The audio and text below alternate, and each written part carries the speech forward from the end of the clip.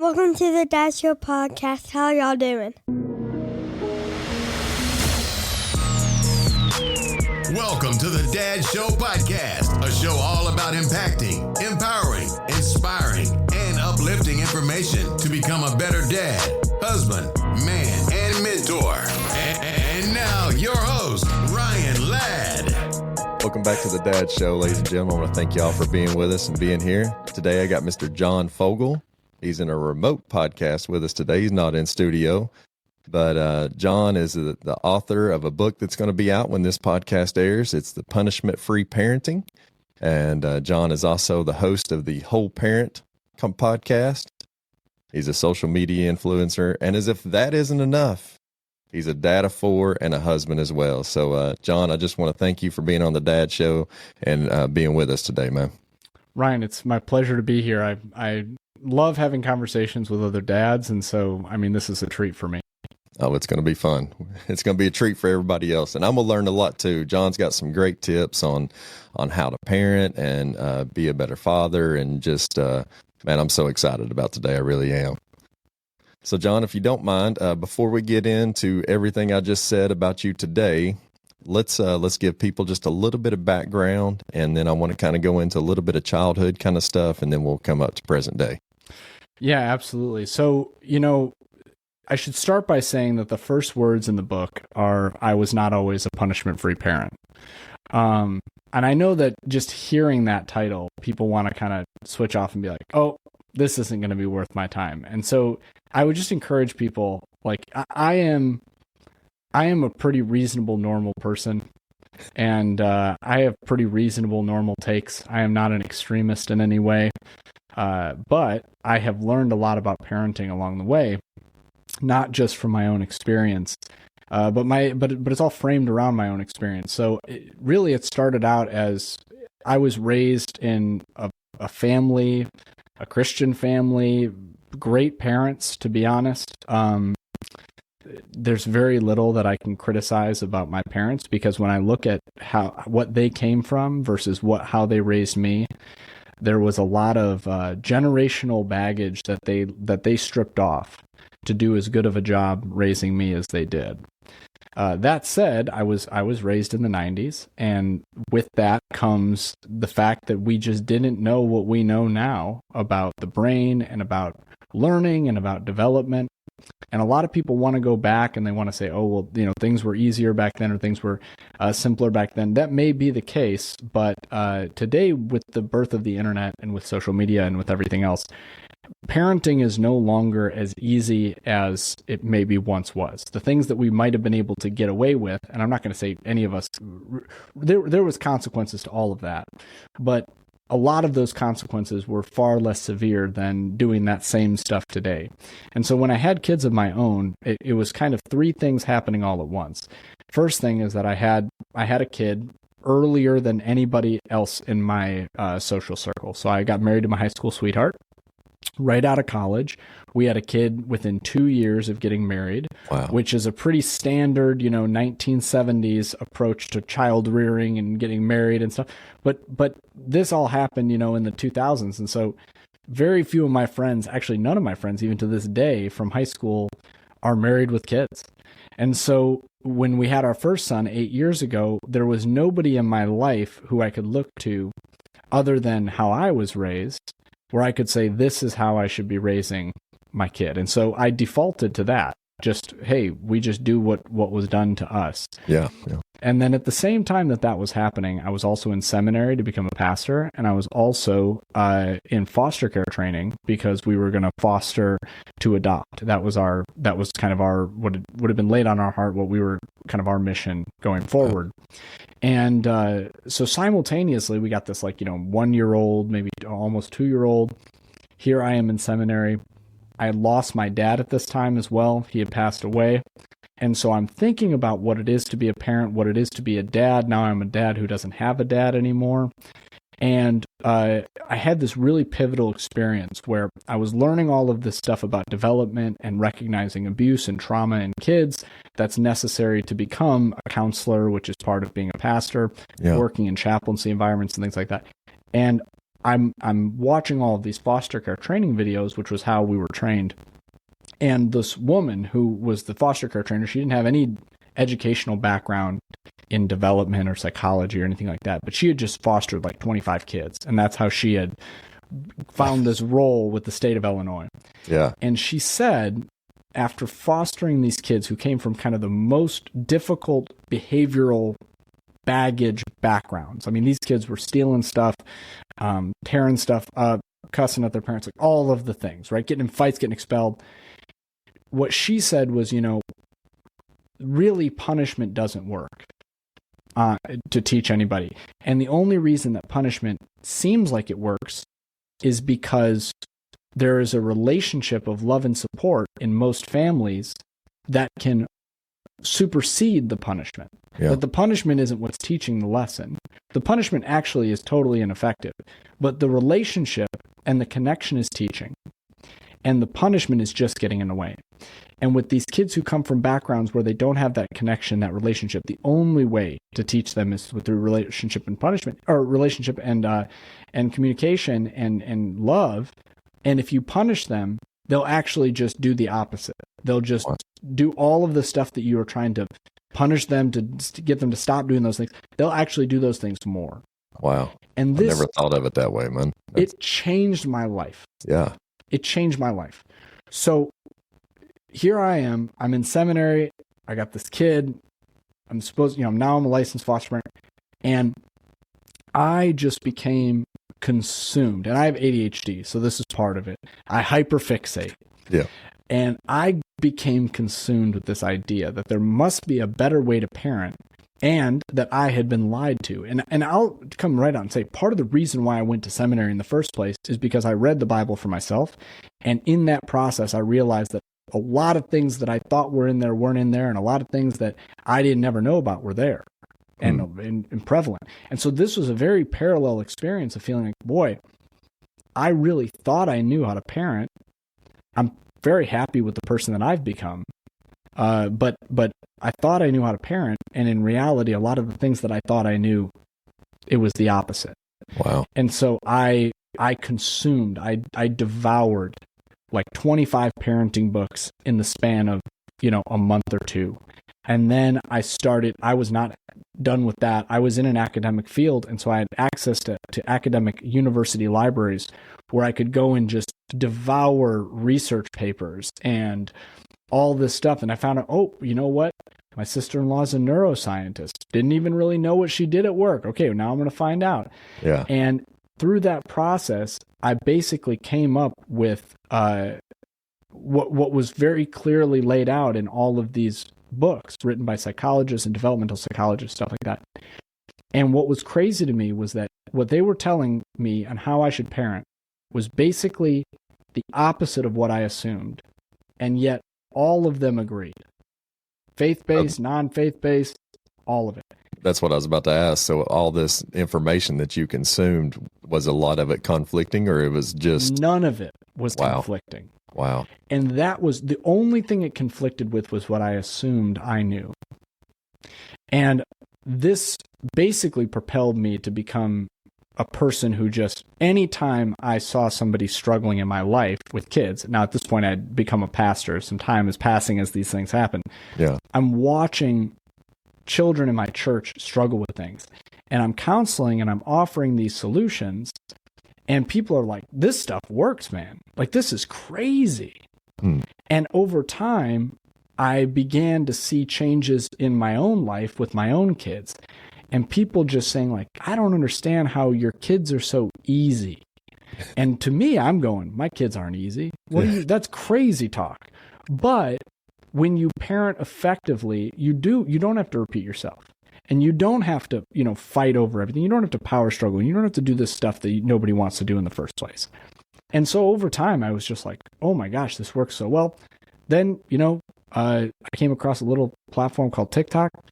People might have heard of it before. It's in the news.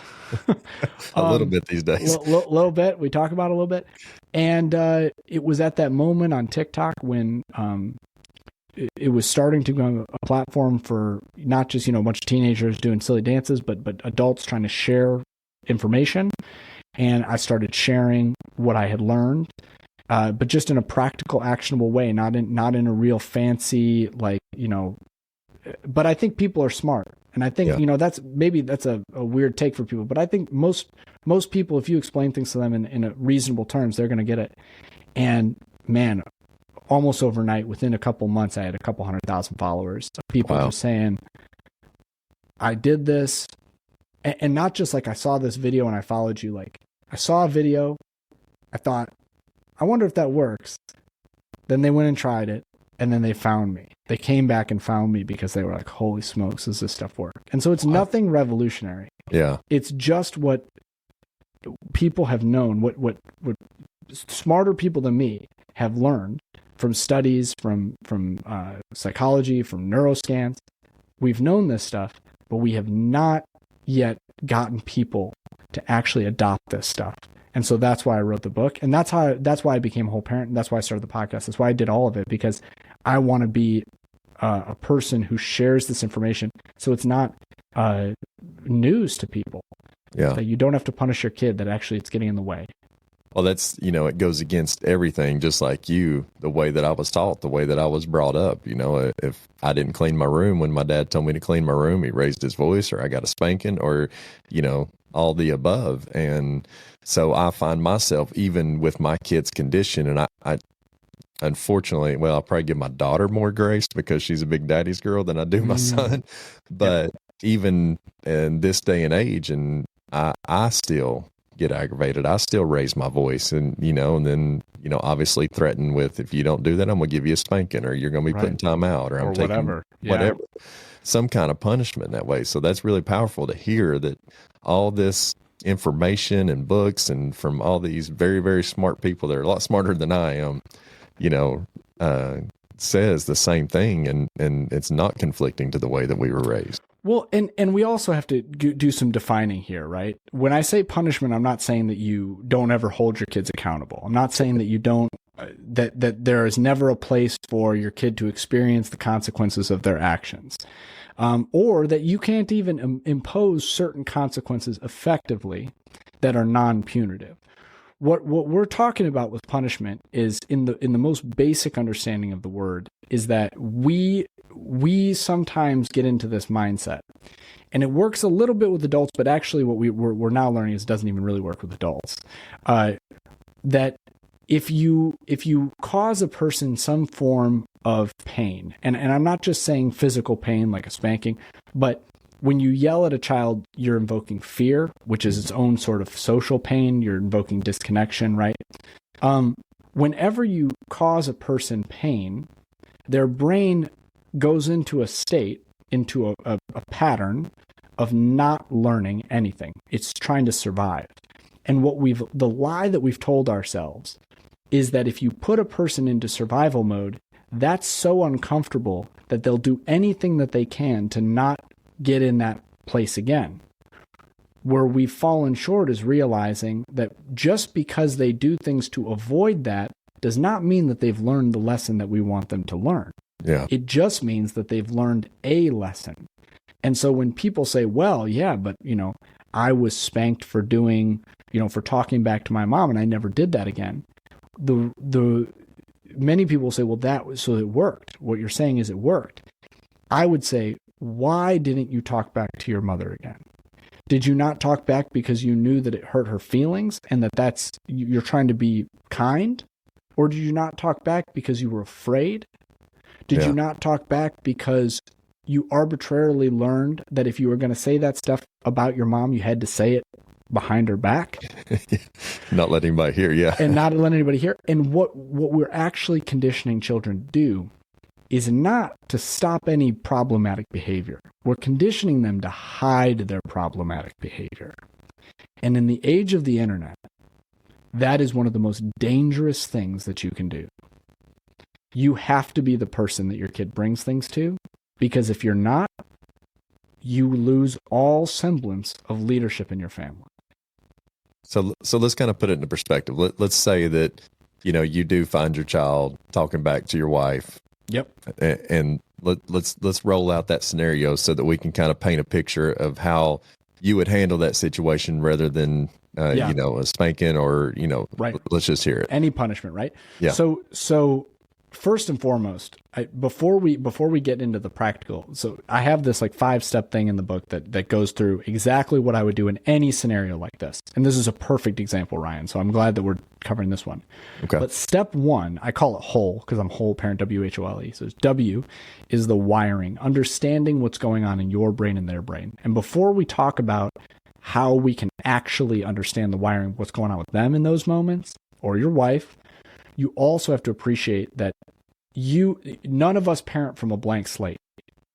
So Ryan, you could say, I never want to punish I read this book or I talked to this guy and I never want to punish my kids again. You're not starting from a blank slate. Just like when you start a journey to become work out or whatever, or quit any sort of, habit forming activity, you don't start from zero.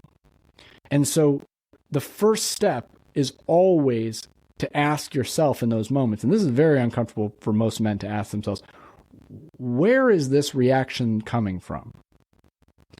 And so when I walk up and see my kid talking back to my wife, is my reaction coming from, I am hurt that somebody would speak to my wife that way? Or is my reaction coming from, when I was growing up, if I ever did that, I was caused some serious discomfort or pain. And now when I see a child do that, the neural pathways in my brain fire. And I actually, and most people don't want to hear this, I get so anxious and nervous and scared, is the truth, that I will do anything to stop that behavior in that moment. And so when I see people who default to, what I call command demand parenting, just command demand, right? You stop that right now or else. Yeah. When I see people default to that, what I see is a person who's very scared of that emotional interaction. And we have to appreciate, because Ryan, I yell at my kids too sometimes. Like, I am not perfect in any way, shape, or form. I get to that point. I was never hit as a child, to be honest. And so that is never my default reaction. But I understand that people who were, that could have the same, feeling of, you kind of go into that automatic mode.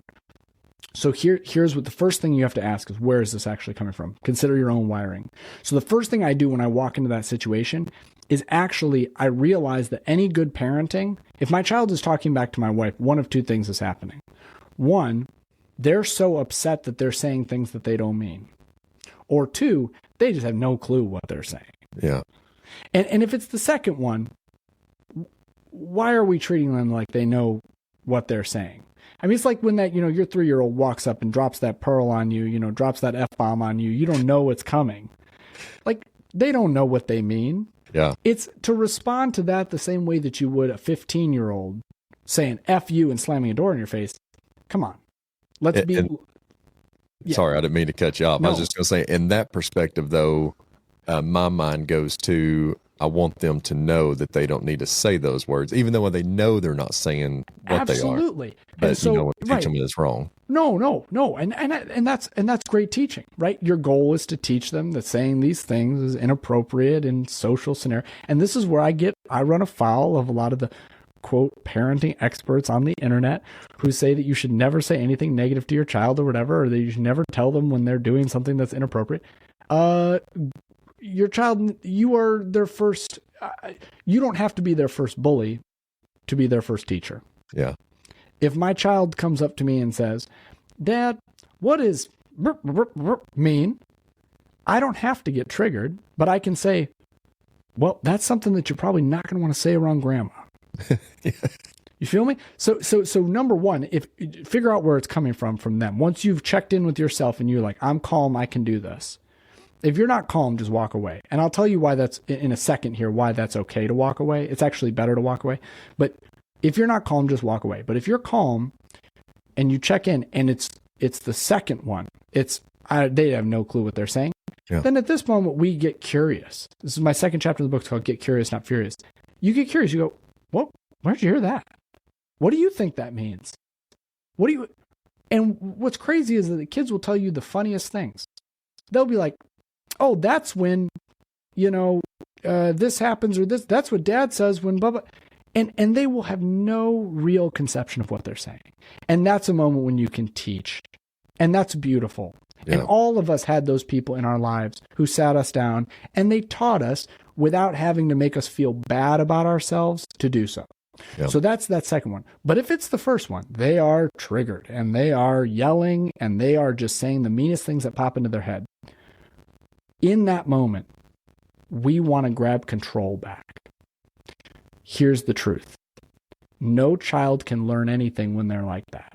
In the same way that no adult can. You see those people on road raging or whatever, you're not talking them down. Yeah. No adult can learn anything when they're in that brain state. No child can learn anything in that brain state. So here's the real thing. When you walk into those scenarios, and I know we're like hyperfixating on the first 3 seconds here. We're not even getting into what we say yet. Yeah. But this is where most parents get stuck. What we think is, so in the whole framework, WHOLE, the first time you speak to your child is, oh, really? The first time you address the problem behavior is, oh. That's more than half the way through the framework. Yeah. It's actually in what we do before we parent that makes all the difference.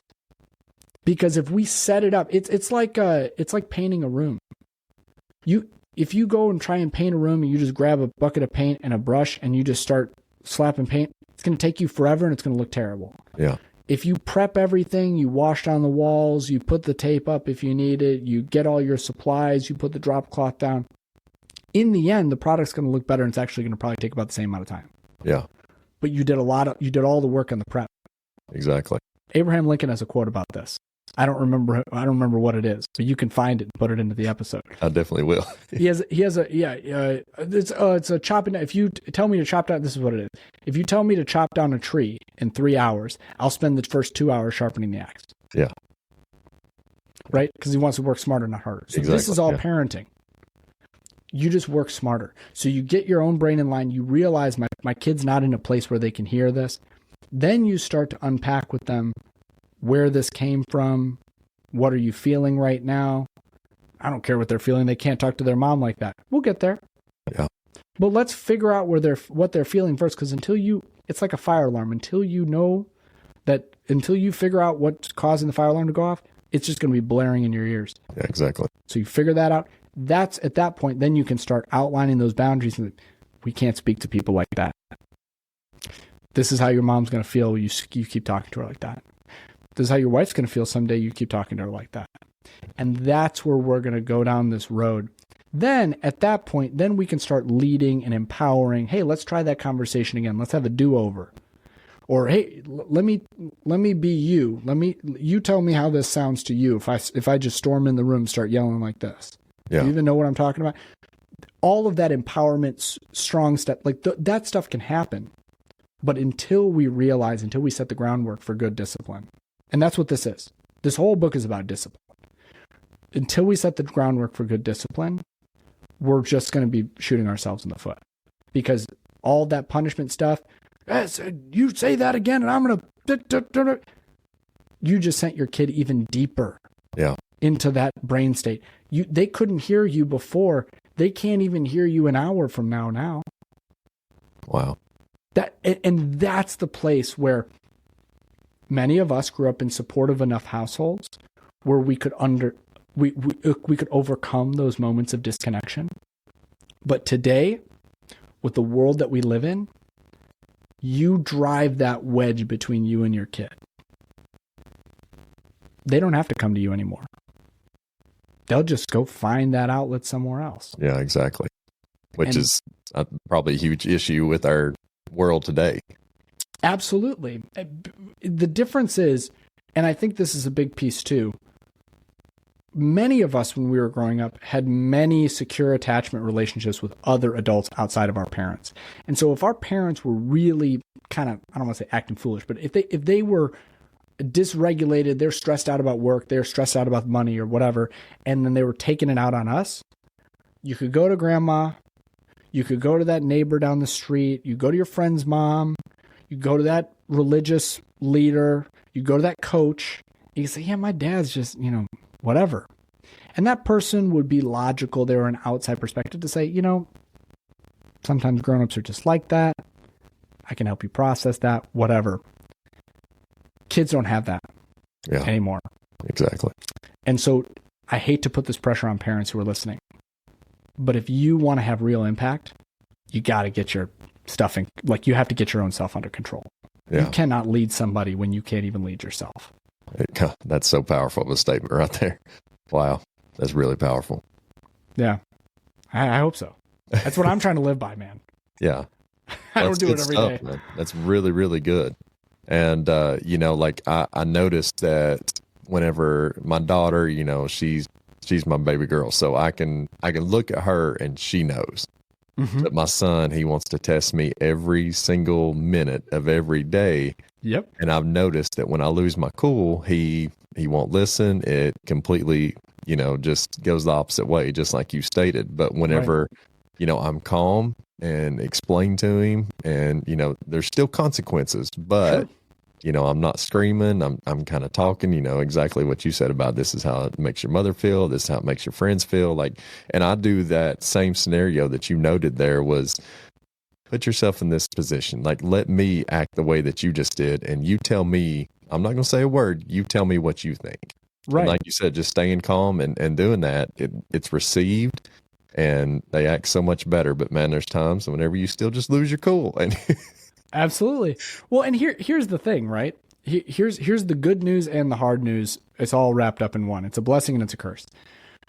If you are the type of parent who loses your cool ever, that is a very stimulating interaction with your child. So that invokes big feelings for them.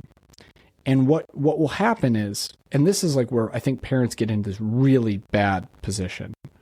What will happen is your child will stop listening to you when you don't scream because they're just waiting for you to scream because it didn't matter until you screamed. Yeah. Right?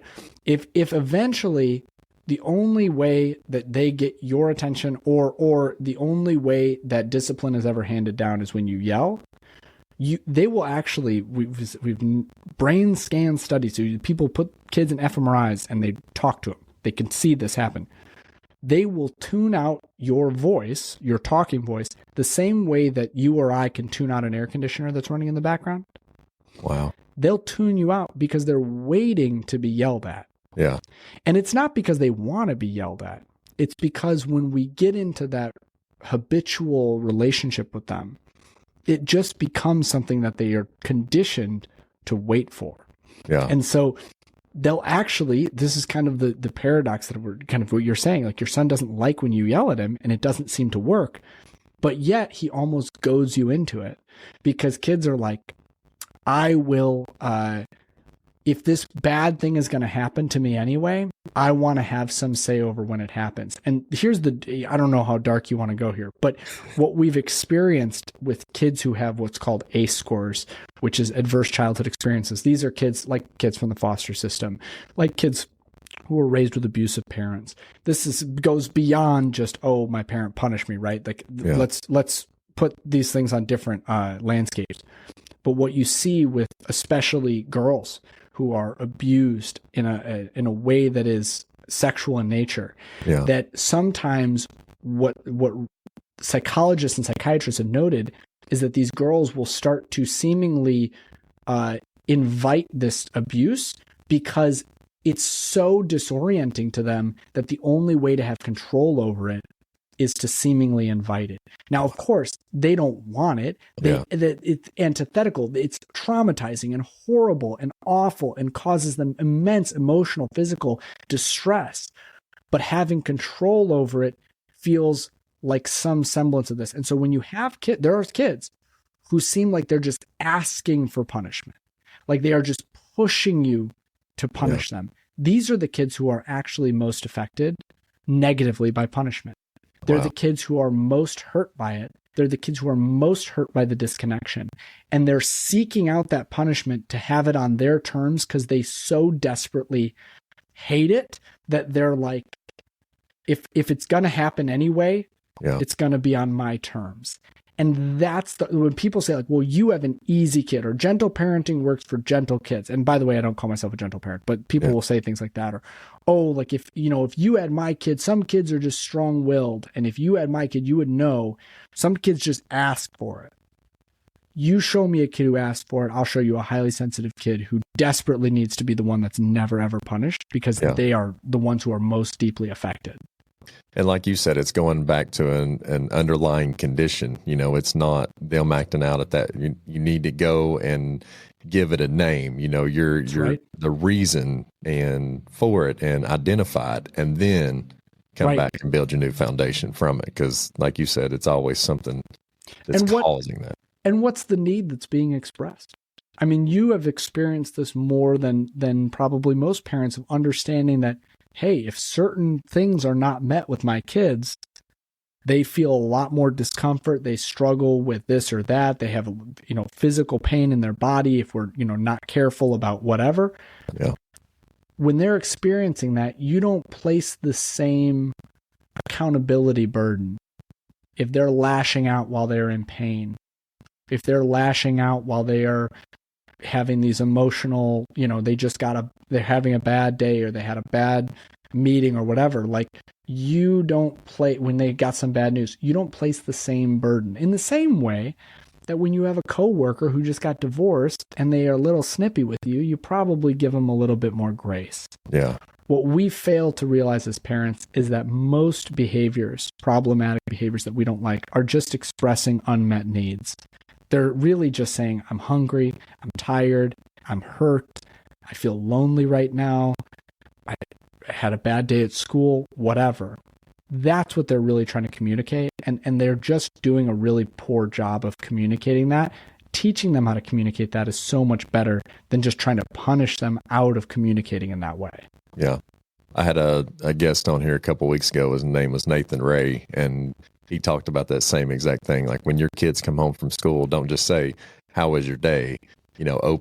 Open-ended questions to them, to where they have to speak out and tell you their feelings and let you know, and open those lines of communication so that if they're a little bit aggravated, they're a little bit out of control, it's because of this, this, and this. It's not just because, it's Tuesday at 3:30 and I'm going to give my dad, living crap time all day. Yeah. That's right.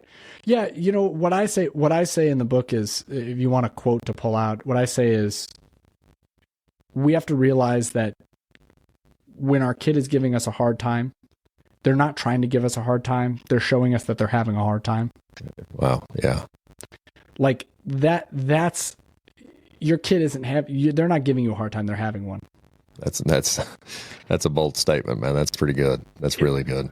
Because think of it from this perspective. You are your child's source of security. This is, by the way, why most parents will get upset when their kids are disrespectful. Look, I put a roof over your head. I put food in your belly. I make sure that you get to school on time. I keep warm clothes on your back. Your child knows all of those things. Yeah. If you had a person in your life, you kind of do, right? Some of us have bosses, right? But if you had a person in your life who is dependent on keeping you housed and fed and warm, there is no world where you are intentionally making that person upset. Yeah. Now, maybe you're so safe with that person that you're willing to be your honest self around them. And sometimes that makes them upset.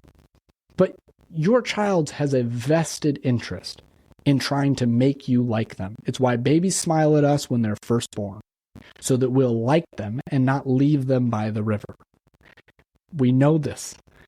The same thing is true for your kid. If they are giving you a hard time, it is not because they're trying to manipulate you. It's not because they're trying to get away with something. It's not because they think that you're a sucker. That's what we were told when we were kids. We now know this is not the truth. We know that this is not the case. You put those kids again in an fMRI machine, they're not giving you a hard time. They're experiencing distress when they do those things. And it's very different. They are not, no kid that actually, we'll say it this way, they lack the developmental mental capacity to be able to manipulate. Being able to manipulate someone, you have to understand social cues. You have to understand how your now actions will predict future actions.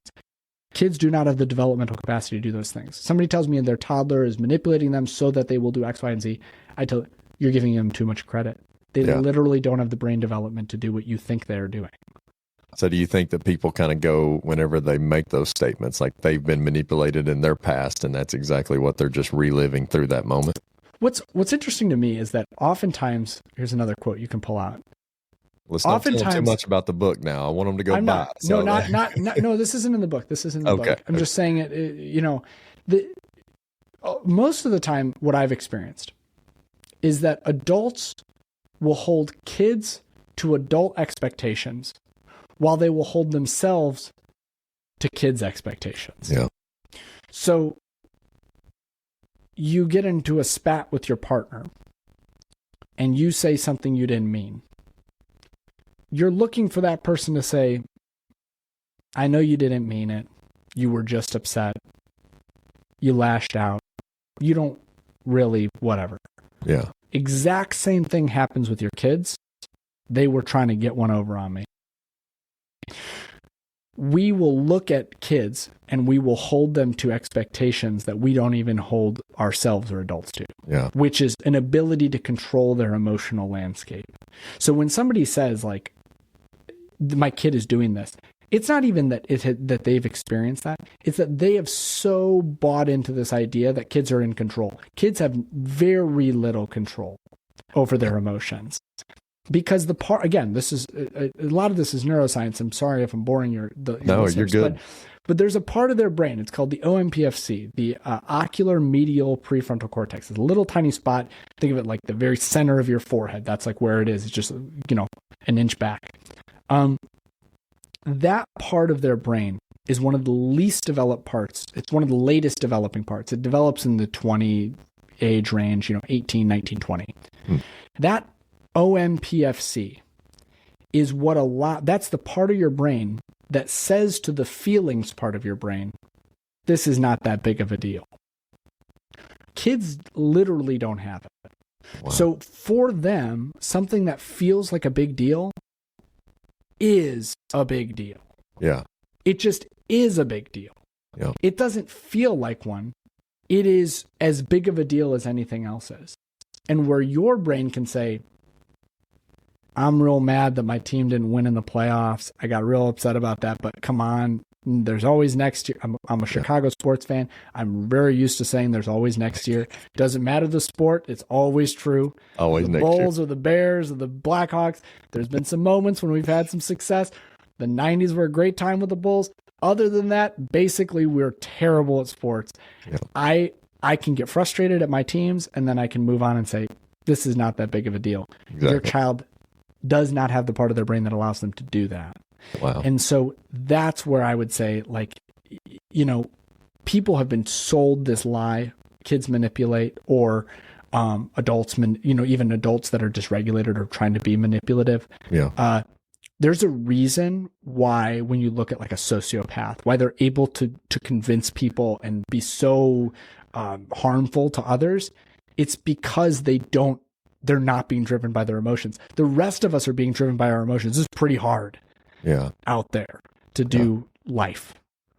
Well, that's, and I see exactly what you're talking about. And my daughter is so huge because of all the surgeries and medical trauma that she's been through, like, days whenever she stays strong up until about 2 or 3 days up until she's got a surgery coming.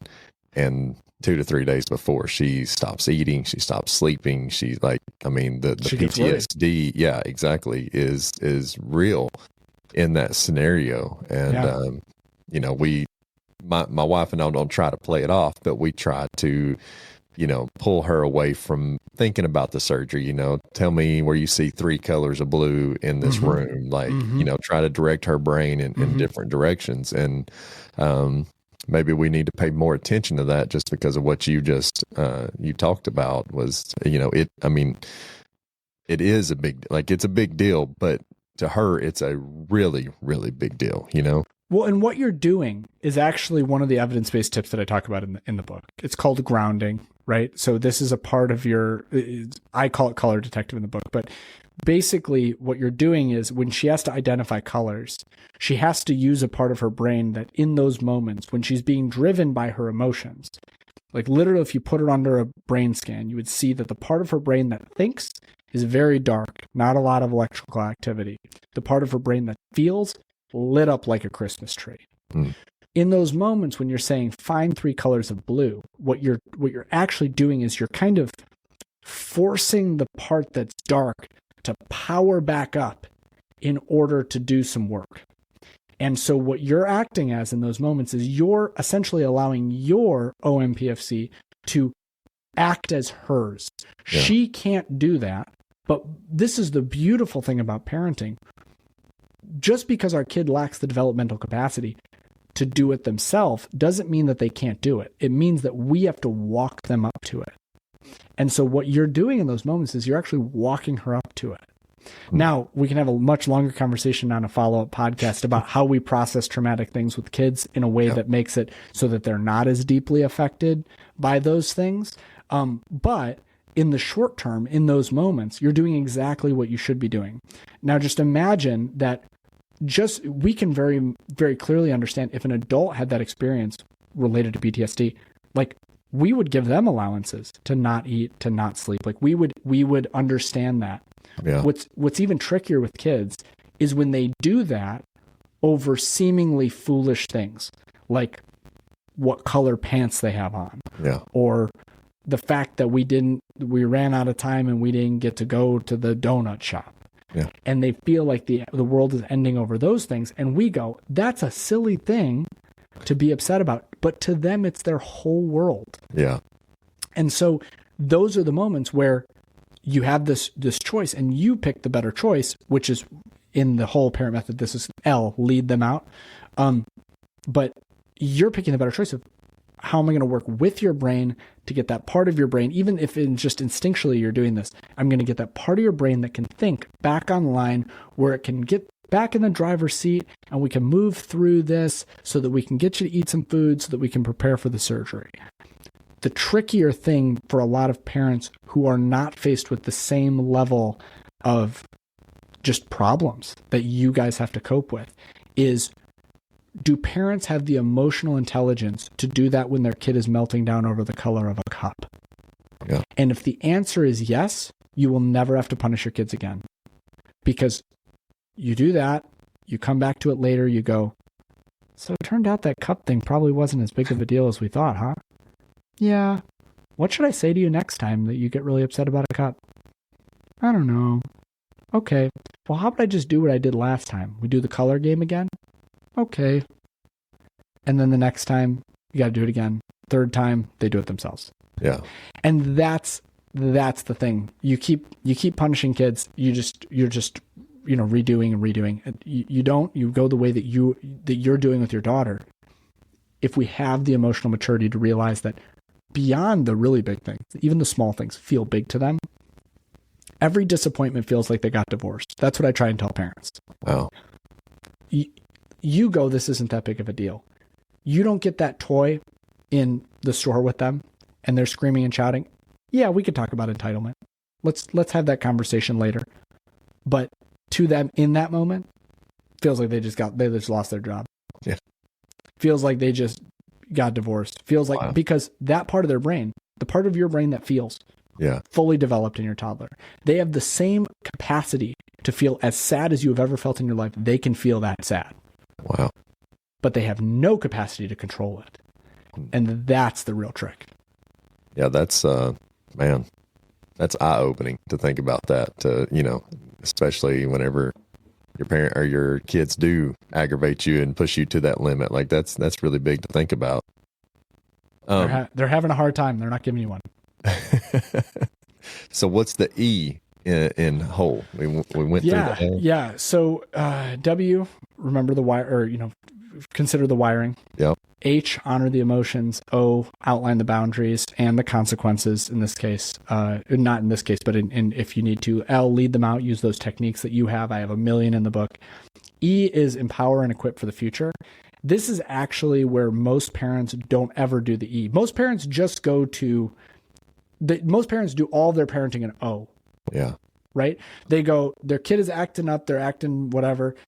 You walk in, you go, it's not okay to talk to your mom like that. And if you keep talking to your mom like that, I'm going to wash your mouth out with soap, right? Yeah. I'm just giving you kind of a goofy one. But like, that's just O by itself. They don't do any of the lead up. They don't honor the experience. They don't consider what's going on. They don't ask the questions. They just go right to O. Then they don't lead them out. They don't help them to regulate. Yeah. And the worst of all is that they don't come back an hour later, 2 hours later, 15 minutes later, maybe only, right? And they don't do that Monday morning quarterback with their kids. And this is, I think, the most impactful part of the book. I could have written an entire book just on the best way to parent is actually not in those moments of dysregulation. We think about discipline as the things we do when our kids act up. It's not. Discipline is what we do when our kids are calm. Discipline is what we do when our kids are just hanging out and we're having a good day. And we go, you remember yesterday when you said that thing to your mom? I'm just interested in what's going on. And no, parents very rarely do that because they don't want to bring up a wound or whatever. Often they don't want to bring up how they feel about what they did in reaction. Yeah. But if they feel confident enough and they actually bring those things up and they bring those things back to the forefront, then you're talking to a kid in that place who is in the best possible learning state. They're calm, they're regulated, they can think about their actions. That emotional part of their brain probably not even online. They're really just thinking. And when you can talk to a kid's thinking brain, what I call their thinking brain, their prefrontal cortex, that's where they're learning. And so Empower for the Future, is all about all of these techniques that I talk about. One of them we've already mentioned is the role playing. Hey, how about you play the role of mom and I'll play the role of you. And when you do that, just for example, not only does your child have the opportunity to experience, which is a lot of parents will do this basically to make their child feel the consequences of what they've just done. Not only do they experience what it's like to be mom and hear those things spoken about them, even more importantly, they tell you exactly what they needed to hear. Wow. Right? Yeah. Like I've been doing this. I've been a coach for many years, not like online coach, but like a actual sports coach. Yeah.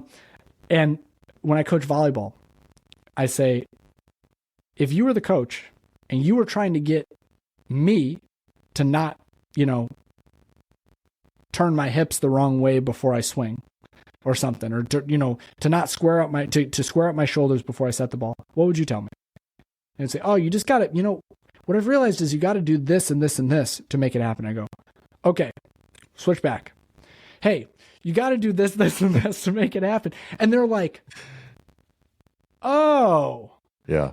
You mean I had the answer the whole time? Yeah. And so actually E is about facilitating self-discipline in your kids. E is actually how you, again, quote from the book, how you discipline yourself out of a job. I don't want to have to police my kids. Not fun for me. I want to play with my kids. Yeah. I want to have a good time. Sometimes I play a little too rough and I hurt them and I'm going to apologize. But by and large, I want to have a good time. Yeah. Like, that's what I want to do with my kids. I don't want to be policing your behavior. You know who I want to police their behavior? Them. Exactly. That's what equipping and empowering for the future is. It's teaching kids how to police their own behavior. Wow. Not because they're afraid of you, but because they actually want to be a decent human being. Yeah. And I think most kids do. It's us who train kids out of that. They come out pretty empathetic and loving. I mean, not empathetic so much, but they come out pretty loving and compassionate. Yeah. If we can let them be, boy, we can get somewhere. So I guess to sum this whole thing up is kind of the whole premise of the Dad Show, like open communication. Yep. Telling your kids that you love them, Yep. telling your kids that you're proud of them, and, tell them that you care about them, and keeping that gentleness, that calm. Now you have to be stern at some point in times, but for the most part, as long as you open those lines of communication and you're calm and you express that, especially going to the kids that don't have the families that's been through hard times. And, I don't even want to mention some of the stuff, but, Yeah. Especially those kids and even adults at this point that they've been through it their whole life, like hearing those words, I love you, I care about you, I'm proud of you, and not lashing out and being calm whenever you're speaking with them. I feel like, there's a lot more in the book, but Yeah. I feel like a lot of that conversation can be summed up with that little bit of synopsis there. Absolutely. And, I think a lot of us were taught, just to kind of summarize exactly what you just said, the I love you piece, right? A lot of us were taught that the basis for discipline is control. right? That really there has to be a hierarchy. I'm not saying there isn't a hierarchy. We are still, we have to lead. Yes. We're the adults. We are the ones with a much more robust sense of the world, a developed brain, all of that stuff, right? There's a hierarchy, but a lot of people are like, hey, discipline is about control and compliance. We actually know that all discipline comes from a place of connection, not control. Yeah. And so if you can connect with your kid first, that's really all this comes down to. Number one, you're not going to want to punish him. Ryan, do you ever want to punish your kid? No, I don't. We do it sometimes when we're out of control, and other times when we feel like we have to. Yeah. But if we deeply connect with our kid first, I actually don't have to convince most parents.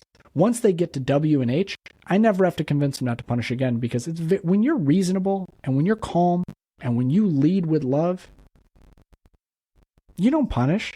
Yeah. And that's the beautiful so much thing. better too. Yeah. Oh yeah. I mean, this would take us down a long path, but I mean, if we're so sure punishment works, why don't we do it to our partners? Yeah, exactly. Oh, because we know that it's much better received when we come to them with compassion and vulnerability and connection first, and we lead with love and we express our desires in a calm fashion. Oh yeah, it's almost as if we did that with our kids, they'd probably be a lot better off too. Well, that's a perfectly good segue into my next question for you is you have all this going on. You've got 4 kids, but at the end of the day, you're still a husband. And you still have a loving wife, and you have to show all that to your wife. So how do you juggle all of this stuff while still making your wife feel loved, feel important, and spending that quality time with her? Yeah, super simple. I have stopped trying to be for my wife what I thought a good husband was supposed to be. And I have started to actually listen actively to what she's looking for. That's huge. One thing that's kind of silly, we don't really parent with each other.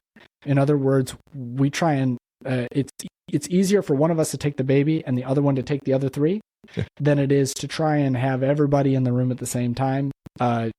Nobody likes being judged in their parenting. I don't like when my wife judges my parenting. She doesn't like when I judge hers. Vacations are a little tricky, but we do try and parent separately.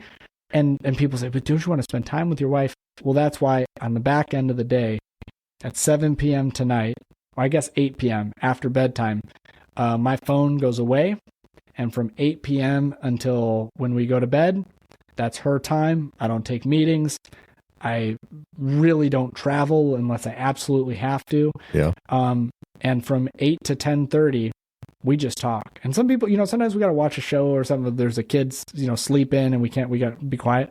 But, yeah, majority of the years 10 years that I've been married to my wife, from 8 p.m. to 10 p.m., that's just us talking. And I think if you talk and if you listen, basically every relationship works. And that's so huge to say that you put your phone away. You disconnect. That's new. That's new, Ryan. That's new as of like a month ago where I just realized that anytime I got a notification, it took me out of that moment. And I just decided with some strong, encouraging words from her that it was not worth being taken out of those moments. And it's, sometimes it don't even get to that moment. You're so, you yourself or your spouse or both of you is so caught up in whatever you're looking at on your phone that you never make that connection to even be broken in the first place. And so that's right. Like one of the big things that we do at our house is when we sit down as a family and we eat dinner at a table and we have communication, we don't turn on the TV, all phones are away. It doesn't matter if they ring, whatever.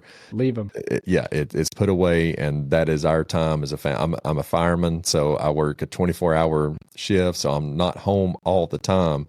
And so I really, really value that time to be able to sit down at a table and eat with my kids and my wife and, us being a family. And I don't want those distractions. And I'm very guilty. I'm not going to say that I'm the best at it. That, I don't allow the distractions to happen, but that's really huge. And so that's two things that I advise is, for one, to sit down as a family and eat dinner and put everything away. And then just like you said, whenever you and your wife have that time after the kids are in bed, like put the phone away and just spend time as husband and wife and connect and communicate. That's huge. I love that. Yeah, the dinner thing for us is one of those. It's not quite time for that yet in my house. I have a 3-year-old and a 4-year-old, and so a lot of times if I try and put too much expectation on we're all going to sit here for dinner, we wind up ruining it for the 8-year-old and my wife and me.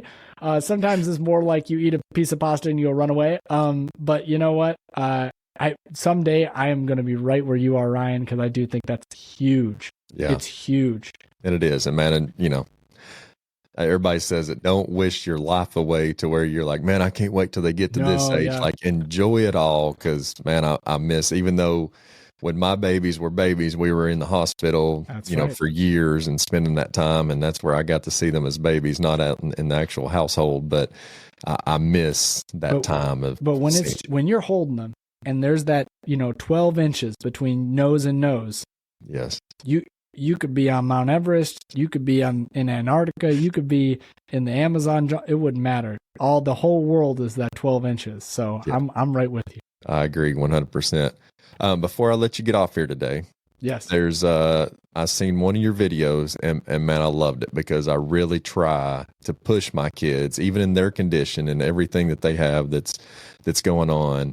You basically said, don't help your kids too much, because you're enabling them on dependency. That's right. And, like my daughter going through her therapies and my son and their surgeries and all the above, like I'm like, I try to push them and push them and push them, almost to the point of where I'm sounding harsh. Right. But, I'm trying to teach them to be able to do it themselves and depend on themselves, not depend on me to always, or her mom to be there to take care of them. So it's a delicate balance. So what Harvard tells us is that there's 3 types of stress. There's what we consider just kind of tolerable stress. This is the stress that most of us face every day. It's not stress that really helps us grow, but it's tolerable. It just kind of leaves us. Then there's good stress. We very rarely talk about good stress, but good stress is, doing those things that stretches us. And as a result, we wind up having more agency, more confidence. And then there's toxic stress. And toxic stress is tolerable stress if you don't have a safe home to go to. And so any stress, losing a loved one, can be tolerable if you have people and safe people like parents, if you're a child, to process those things with, or it can become toxic if you don't have that. And so here's where I go with the pushing kids, why I say the stress piece is how I think about this. I am always going to try and push my kids towards good stress that's going to help them grow. Yeah. That said, a lot of times what's good stress versus toxic stress, or good stress versus bad stress, which could either be toxic or tolerable, is in the child's perception, in my kid's perception of what's happening. And so in our family, I'm the pusher and my wife is the safe home base. And I'm also the safe home base when it needs to be. Yeah.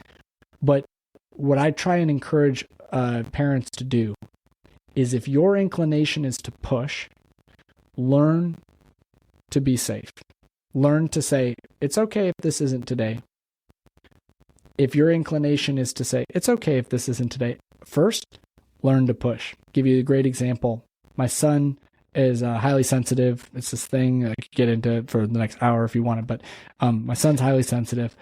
It means that one of the ways that he goes through the world is that he really has to see other people do it before he does. He never wants to be the first. Yeah. Not going to be the first kid in the pool. My youngest, or I guess second youngest, my 3-year-old, jump in the pool, no floaties, like hopefully I'll swim.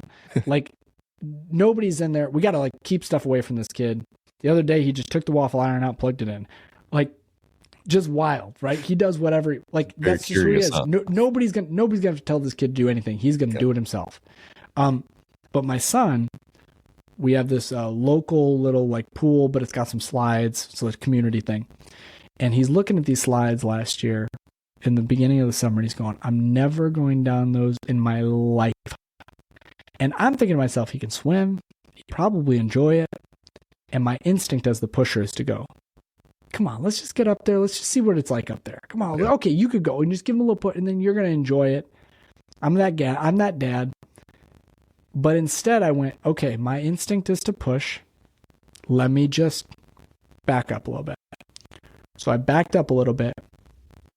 2 weeks later, we're there again. His friend is there, our next door neighbor. and Muhammad wants to go down this slide. And I said, why don't you just go up there with him so you can watch him go down? I mean, you don't have to go down, but just go watch him. Yeah. My son sees him go down. This kid who told me 2 weeks ago, I'm never doing this my whole life. Dad, can I go on the blue slide? Of course you can go on the blue slide. Now, if it had been my wife, she'd have said, are you sure you want to go on the blue slide? So this is the moment, right? We have to learn when we push and when we're safe. And if we can do that effectively, our kids will achieve to their highest standard, because you push a kid beyond what they're able or willing to do, and they'll respond by saying, I'm never going to that park with you again. Yeah. And then you miss the opportunity. Yeah. On the other hand, you say, are you sure you want to go on the blue slide? It's really scary. Okay, I'm rethinking this. I'm not doing it anymore. Yeah. And so it's a delicate balance. But I do think we are in a period of time in parenting where I watch most parents rush in to help, and it's hurting our kids. So that's the real thing, right? Let your kids fall off. I talk about this extensively in the book. Let your kids fall off playground equipment. It's okay. Yeah. Let your kids have that uncomfortable conversation with their friends. Don't save them. Let your kids do that thing that they're not maybe going to really like the outcome. All those things are good stress. But you also don't, just as we do it, we also don't have to always push. We can also be the person who goes, okay, your mom's out here. I'm going to take on that role. And man, did it pay off, because this kid is flying down these slides now, Ryan. Wow. Like, just every time, can we go? I got to get on those slides. Now I'm like, hey, buddy, no head first. Yeah. Now you want to be the scared one. You want to reserve back. That's right. Now I'm like, shoot, as I watch this kid come, his friend is wearing this, like, they're Muslim. And so he's wearing this like rash guard, because he's really modesty, right? My son's like this like little, tiny, he likes to wear this like, 3T swimsuit, even though he's like 8 years old. He just likes how it feels. And he's like, flying down this thing, because he's like a wet seal. Oh yeah. And so his friend is just like scooting down nice and slow, and I'm like, yeah, man, if you had known. I also didn't say that, well, Muhammad's wearing a rash guard, so he went slower. Yeah. You can let him have those experiences, but boy, man, he shoots out of that thing, like skips on the water when he comes out the bottom. Here in about a year, you'll be going putting baby oil on the slides. Oh my gosh. Oh my gosh. That's how he is when we go sledding, man. He goes sledding. He's just running up, on his chest. This is a kid who you'd never expect that from. Wow. But he's learned to be safe. And that's the thing. That's actually, paradoxically, having good boundaries, that actually is what makes kids feel safe to do that stuff. Yeah, that's true. That's really true. Well, man, before I close this out today, is there anything that we didn't discuss that you think would be, you're good, don't worry about it. Anything that you would think that would be? No, you know what? I really hope that the dads who listen give this a shot. I understand hearing somebody talk about a totally different way of parenting than how most of us were raised can feel disorienting. It can feel scary. I don't mean to say that you're scared, but it can feel disorienting. Yeah. And so just, give it a shot. And if you try some of this stuff with your kid, you try some of that playing different roles or, processing or grounding or whatever, and it seems like it's working better than what you were doing before, go ahead and grab my book, grab the audio version of my book. I read it myself from my publisher, and check it out. You can, I think what I've heard is that if you listen to one podcast, it's likely that you listen to up to 5 podcasts. And so keep listening to the Dad Show. But if you want to come over and talk about neuroscience parenting, pretty short episodes, the Whole Parent Podcast is another place to find me. Hey, go follow John at the Whole Parent Podcast. The Dad Show's good, but John's got a lot better tips and tricks. So please go follow John. Go buy his book. At the time this is dropping, his book is available. And go get it. You can get that at Amazon, Walmart, every book outlet. Is that correct? As far as I know, you can get it basically anywhere. But if you order it online, you can get it. I know for sure you can get it. And so I'll give you the link for the show notes. Awesome, man. And I'm gonna get it. I haven't read it, hadn't had an opportunity yet, but I'm excited about it, and I'm excited to put some of these tips and tricks into place in my life as a dad, as a father, and even as a husband. Going through this. So go follow John at a whole parent. Is that correct? That's right. That's on all social media as well. So, John, man, I can't thank you enough for taking the time to give us the insight and for being with us today, man. The pleasure has been all mine, Ryan. Thank you. Awesome, John. You have a great day. And all of you all, as always, we love you, we care about you, and we're proud of you. God bless. Thank you for listening to the Dad Show podcast. Thank you for listening to the Dad Show podcast. Please like, review, and subscribe.